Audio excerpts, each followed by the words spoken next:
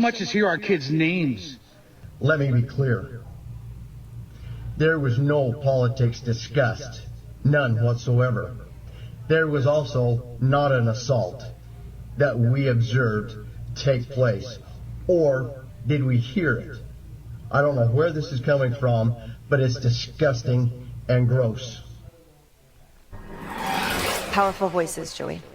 Bro, lies. They be lying to us. Like, oh my gosh, bro. Like, they be lying. Guys, welcome back to Quality TV. I'm your host, Quality TV is the channel that you're on right now. And today we got to talk about your girl Kamala Harris and the Democrat Party. I just want to point out some things about their character and how I think it's important that we pay attention to the character of the people that we want be elected into office. Now, I get it. Trump, people don't like the way he talk, but I'd rather deal with somebody like Trump where he speaks his mind than somebody who's hiding who they really are. Or we could say they're puppets or not. But I just want to bring attention to a news clip with Tulsi Gabbard. We're going to talk about how Kamala Harris and the Democrat Party decided to make a big deal out of how Trump took photos with some people in Arlington Cemetery. But without further ado, let's get into the video. Gabbard, thank you so much. All right, before we start, Trump got her helping him out. She's helping Trump get ready for the debate. Why? Because she mopped the floor with Kamala Harris during the debate in 2020. But, yep. For being here. Vice President Harris's campaign manager released a memo this morning saying they expect former President Trump to be a, quote, formidable opponent on the debate stage. Do you think Kamala Harris will be a formidable opponent as well? And how is the former president preparing to debate her? Yeah, I think Kamala Harris has a lot of experience. She is not to be underestimated. President Trump and Vice President Kamala Harris have very different records. This is a unique situation where we have two candidates who have served at the highest offices in the land. President Trump, 4 years as president. Kamala Harris, now almost 4 years as vice president, working alongside President Biden. And so this will be an opportunity. Bible prophecy predicts that conflict in the Middle East will affect every living for voters to look at and compare and contrast those records. If I can be helpful to President Trump in any way, it really is just in sharing the experience that I had with her on that debate stage in 2020, and frankly, helping to point out some ways that Kamala Harris has already shown that she is trying to move away from her record, move away from her positions, and how that contradicts the positions and statements that she is making now that she is the Democratic nominee. And it is a remarkable situation in that you are a Democrat who debated her in a Democratic primary, and now you are helping the Republican nominee to debate her.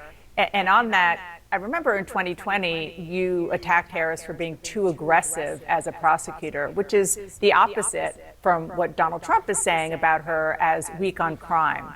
So which is it? What I pointed out in that debate stage in the 2020 campaign was her hypocrisy. It was how she was saying one thing and doing another, how she was prosecuting people for smoking marijuana and laughing about it when she was asked about it on a radio show. And I think this goes to the heart of many of these different issues that we're seeing now that Kamala Harris is trying to hide from voters, is how she says her position is one thing, but her actions and her record show exactly the opposite. And you can't trust somebody like that. You give people harsh punishment for smoking weed, but then you laugh about it when you're asked if you've ever smoked weed. That's something, to me, how she switches between one belief system and another one. We can't trust her. Like, she's selling you something right now, but I can almost guarantee you, just like in normal Democrat fashion, when she's actually in there able to make a decision or do something that promotes change, she's not going to do it. She's not going to do it. If you don't believe me, look into the story of, I think it's Jamal Truelove. Look into his story. I might even link a video down in the description below, but that shows you the real character of Kamala Harris. And I don't want her to be my president because I'm black, and historically she has not been good to black men. But here we go. Point to that on issues related to the economy, issues related to freedom of speech. She says she stands for freedom of speech, and yet, as we've seen time and time again, her and Joe Biden have taken actions both directly and indirectly to censor free speech. Most recently, I can point to my own experience of this, of how the Harris-Biden administration have added me to a secret domestic terror watch list the very day after Kamala Harris was endorsed by Joe Biden, and I was on TV and they felt like Tulsi was the op. Once she got selected as the running mate, Tulsi became the op, and then they was out to get her. They sent them boys. They sent them boys at Tulsi, and I don't like it, but she gonna get her get back. She more black than Kamala. Look it up. Warning the American people about what I saw as the dangers of a Kamala Harris presidency, taking action that was clearly political retaliation. They've done this to a lot of different people, which points to how dangerous it is to have people in power so willing to abuse that power to go after political opponents. Okay. I'm not familiar with the secret terror watch. Ain't that what they did to Trump? They tried to impeach him twice. They tried to lock him up, and they tried to kill him. They tried to K-word him, but we're definitely going to follow up on that, but I do want to move on to what is happening with regard to controversy after the former president visited Arlington National Cemetery this week. His campaign took photos and video of him in Section 60, where veterans of the wars in Iraq and Afghanistan are buried, used it in a campaign video. The Army also says that Trump staffers abruptly pushed aside a cemetery official who tried to enforce Arlington's rules prohibiting political activities. I know you were with Trump at least earlier in that day at the tomb.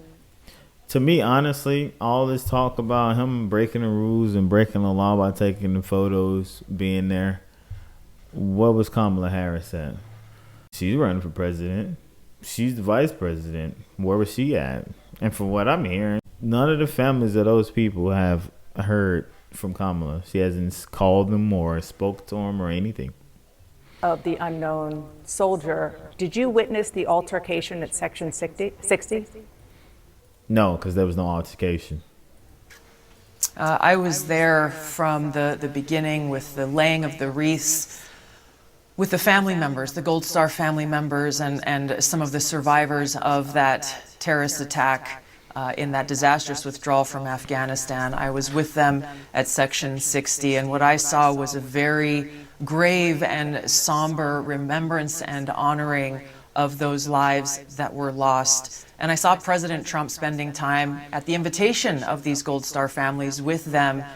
He was there for a few hours. I did not see or hear about any kind of altercation until something came out in the news later on. The families were there grieving alongside President Trump, and it was a very special. The Biden administration finally agreed to ban Peter Daszak and EcoHealth Alliance Moment to really remember their names, remember their memories, and understand the true cost of war and the consequences of the decisions that Kamala Harris and Joe Biden made in the execution of that withdrawal. Yeah, and it is very clear that the former president was invited in his personal capacity, as you said, by a family of one of the service members who was killed about 2 years ago during the withdrawal from Afghanistan. It was 3 years ago. 3 years ago. 3 years Thank ago you. Thank to you the for day correcting on me. August 26th. Yes, 3 years ago.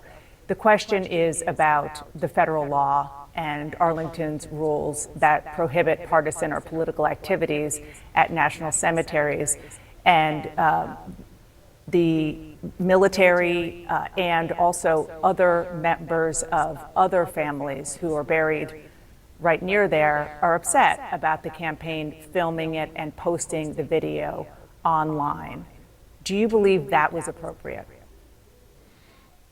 You know, I checked with the campaign on this question, and They have exchanges with the officials at Arlington Cemetery. They were approved to bring a camera there to document this historic and momentous day that should not be forgotten by any American. And to have a former president there and joining these Gold Star families, I know President Trump wanted to share that with others, especially given the fact that President Biden and Harris, I heard, were invited by some of these family members. They not only didn't come, they didn't even respond to that invitation. And now to have Kamala Harris put this statement out yesterday saying that she stands with these families, she stands with the military and with veterans, you only have to look at the response that came from the Gold Star families of these 13 service members, of how offended they were by that statement, given she has not made any effort, not on that 3rd anniversary or any other time, to call them directly to offer her condolences and even apologies for their decisions that led to the loss of their loved ones. Do you think that the campaign will release that communication that you're talking about? Because the Army is saying very clearly that they broke the rules because it was clearly put out online, pictures, video, meant as a part of his campaign. I thought they already had. I was informed that they had come to an agreement they could bring. What's the problem? Like, what is the problem? The current administration was invited and they didn't show up. So I guess the response to Trump being there was lovely, if you would, and they got an issue with it. You should have got your butt out there. You should have been out there and you should have been talking to them family members. But whatever. I'm gonna show you what the family members had to say.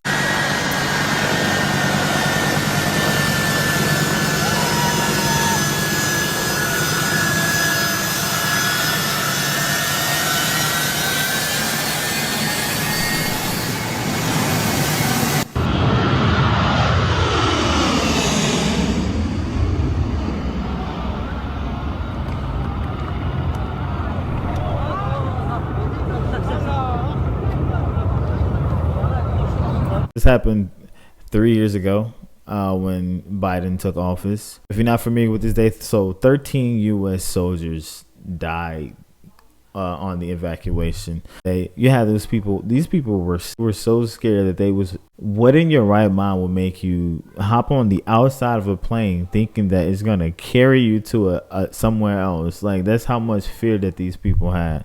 And 13 U.S. soldiers died this day. And from what's been put out is that Biden or the VP, they have not yet reached out to the families of these fallen soldiers. Normally when soldiers die in situations like this, the commander-in-chief reaches out to them, and they haven't done that because they don't care. They don't care. They only come out once every 4 years and try to communicate with the people. But let me show you what the parents of these the soldiers that died during that day had to say. The controversy over former President Trump's visit to Arlington National Cemetery last week. The former president attended the wreath-laying ceremony for the 13 service members murdered in the chaotic withdrawal from Afghanistan 3 years ago. Here's what the vice president had to say. Why was she not there? Why was Donald Trump there and not Kamala Harris? Why was Donald Trump there and not Joe Biden? Why? Donald Trump's team chose to film a video there, resulting in an altercation with cemetery staff. Let me be clear. The former president disrespected sacred ground, all for the sake of a political stunt.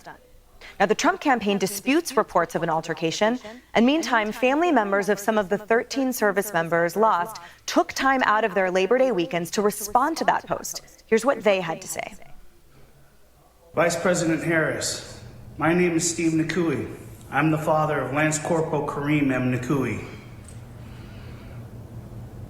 And your administration killed my son. It's been 3 years since my son was killed in action, and myself, my family, and other Gold Star families have not seen any support from you or your administration. Your recent remarks related to Trump's visit to Arlington are filled with nothing but lies and deceit. Vice President Harris, I ask you, why won't you return a call and explain to us how you call my daughter-in-law's death a success. You have 13 families who have been waiting over 3 years to so much as get a phone call, to so much as hear our kids' names. Let me be clear. There was no politics discussed, none whatsoever. There was also not an assault that we observed take place, or did we hear it? I don't know where this is coming from, but it's disgusting and gross. Powerful voices, Joey. Bro, lies. They be lying to us. Like, oh my gosh, bro. Like, they be lying. Come on, bro. Like, if they win, we're in so much trouble if they win. Why would you even lie about something like this? And then you got the families. The families are clearly saying that none of this is true. Why lie about it? And then my thing is, if you're going to lie about something, you got to make sure people are on board. They lie and think people are just blindly supposed to be on board with your lies. That's crazy to me. Yeah, I think if President Trump and his team had to do over again, maybe they leave the official photographers in the van. The original statement was they weren't going to get them out until the families asked them to. So then I asked myself, you know, if they broke federal law by taking pictures rather than getting them from DVids, which is what some others have done, the Department of Defense video team, maybe they didn't know they were going to go over to Section 60. He was there to lay a wreath at the tomb, and then I believe he was invited over to Section 60 by those family members. When I sit here and look at this, I go, what was he going to say? No? These people are over here grieving. You're the president, ex-president of the United States, but you got people over there grieving. Soldiers. You used to be the commander-in-chief. Their children were safe when you were there, and then when you left, their kids died. So why would he say no? Like, that's a tough position to me. Why would he say no? Okay. Kamala Harris saying something about this is like stepping in dog crap, walking into my house and being mad at me that I don't have potpourri, right? She made this problem. She and her boss orchestrated what they called the most successful airlift in the history of the world that just happened to kill 13 service members and have yet to even say their name. I've been in a green room at a charity event with two of those families. One of them looked at me and said, he came up to us and started talking about his son that died from cancer when we had just buried ours or had just lost ours. He made it about him. Joe Biden doesn't understand their grief and loss because his son died of cancer in a hospital bed. I give Beau Biden all the honor in the world for serving and nothing disparaging towards him at all. But Joe Biden has continually tried to turn his son's death into something like a Gold Star family member, and that is such an affront to them. So if we're just stacking grievances here, President Trump goes to Arlington to honor 13 service members at the request of their family members, follows their family members to Section 60 to take pictures at the request of those family members, decides to let his official photographer take those pictures, and that's what they're mad at him about. President Biden allowed them to die, aggrieved them or was really rude in his own way to them when he met them, looked at his watch when they were coming off the plane, has yet to say their name, and Kamala Harris, the last one in the room, sure as hell wasn't in Arlington to honor them. So if you're just wanting to stack what was rude or offensive to those who have lost men and women serving this country, I think that President Trump's on the right side of it. If he broke rules or even laws in order to honor a request by those family members, I have no problem with that. Me either. Been looking for the past year to get. I have no problem with it either. I don't think there was anything wrong with it, but that's my time today, guys. I appreciate you guys for if you made it to the end of this video, for even starting the video. I appreciate the support. It really means a lot to me. If you have any questions, comments, or concern, the comment section is there for you guys. And peace, love, and fish grease. I'll see you on the next video. Okay, bye bye.